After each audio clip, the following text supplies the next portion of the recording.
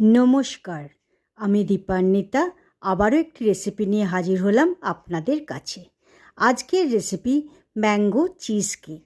এটি বানানোর জন্য আমি গ্যাসের আগুনে একটি ফ্রাইং প্যান বসিয়ে নিয়ে তাতে 1/2 কাপ ওটস দিয়ে দিলাম, এটা রোস্ট করব বলে।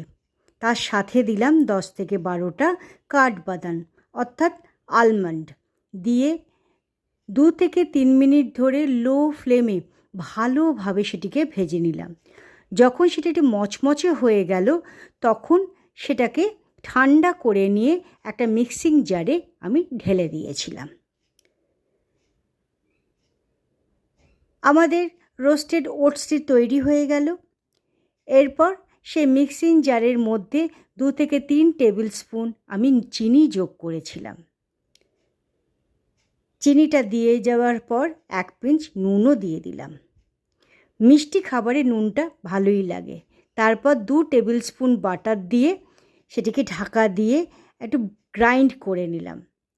আমাদের ওটস আলমন্ড বাটার দিয়ে গ্রাইন্ড করা হয়ে গেছে।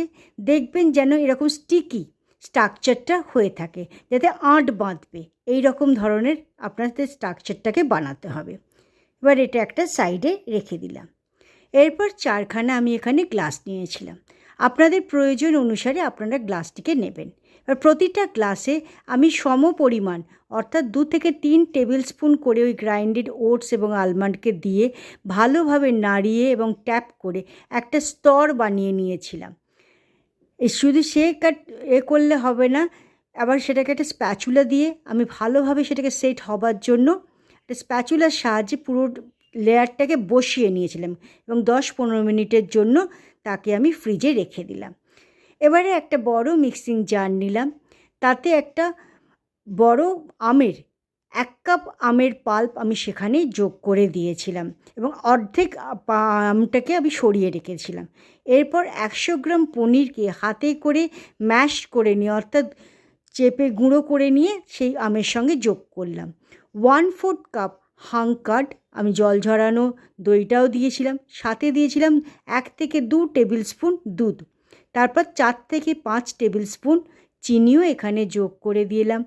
1 পিঞ্চ সল্ট দিয়েছিলাম অর্থাৎ নুন দিয়ে দিলাম। এবার ঢাকনা লাগিয়ে ভালোভাবে আমি ব্লেন্ড করে নিলাম।